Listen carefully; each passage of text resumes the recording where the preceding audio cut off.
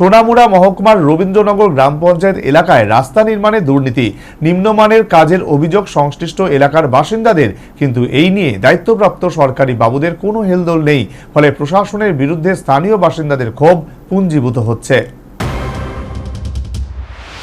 বর্তমান সময়ে রাজ্যের শহর সহ বিভিন্ন গ্রামীণ এলাকার সড়ক নির্মাণ চলছে।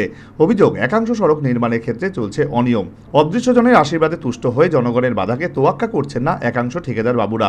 আর এতে যে আখেরে সরকারেরই বদনাম হচ্ছে সেটা কিন্তু টের পাচ্ছেন না শাসক দলীয় রাজ্য নেতারা। কেউ বলছেন সরকার যেখানে সাধারণ মানুষের উন্নয়নের স্বার্থে কাজ করছেন, সেখানে মানুষের উন্নয়ন দূরে থাক, নিজেদের উন্নয়ন নিয়েই ব্যস্ত স্থানীয় বাবুরা।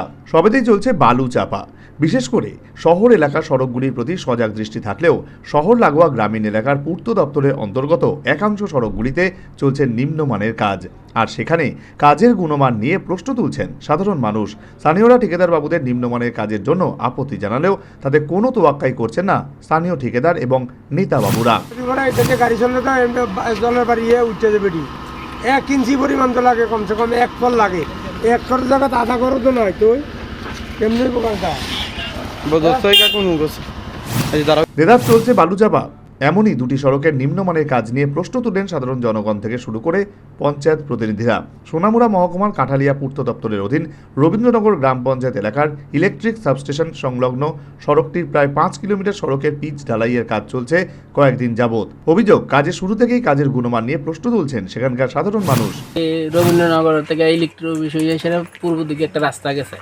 রাস্তাটা যাওয়ার পথে আমাদের ইলেকট্রিক অফিসের সামনে একটা দোকান আছে। দোকানের মধ্যে আমরা এদিকে প্রচুর লোক আইতে আছে, তারা জানছি গেছে এই রাস্তাটাতে আপনারা কার্পেটিং করতে আছেন বা ফিস করতে আছেন, এই রাস্তাটাতে হইতে আছে।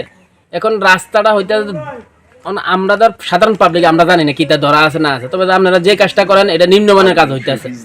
যদি মনে করেন যে এবারে নিম্নমানের কাজ হয়, আগামী দিন আমরা এটা দিয়ে চলাফেরা করা লাগবে।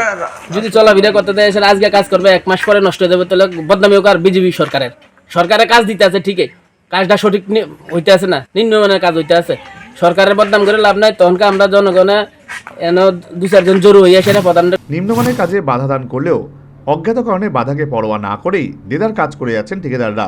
এখন প্রশ্ন হচ্ছে, যেখানে মহকুমার একটি গুরুত্বপূর্ণ স্থান হচ্ছে ইলেকট্রিক সাবস্টেশন, সেখানে কেন দপ্তরের পক্ষ থেকে কোনো সঠিক নজর দেওয়া হচ্ছে না সড়ক নির্মাণের গুণগত মান নিয়ে?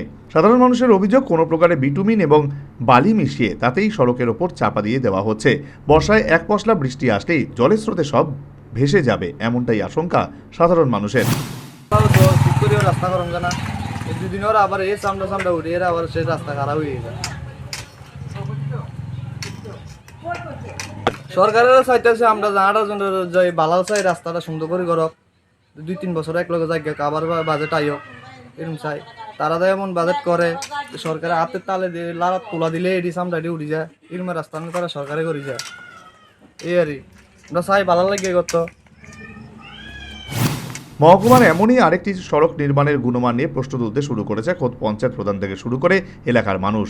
নেই পাথর, শুধু বালি দিয়ে নিম্নমানের রাস্তার কাজ। অভিযোগ খোদ শাসক দলীয় গ্রাম প্রধানের। জানা যায়, খেদাবাড়ি গ্রাম পঞ্চায়েত থেকে শুরু করে সোনামুড়া শহর এলাকা পর্যন্ত দীর্ঘ প্রায় 1 কিলোমিটার সড়ক নির্মাণের কাজ সম্পন্ন করা হয়, কিন্তু প্রধান এবং এলাকাবাসীর অভিযোগ, ঠিকাদার বাবুকে বারংবার বলার পরেও কোনো প্রকার তোয়াক্কা করেনি। বালি চাপা দিয়েই কাজ সম্পন্ন করে ফেলেছেন ঠিকাদার বাবুরা।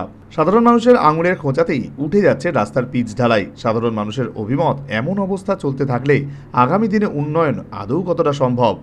Bureau report, news vanguard.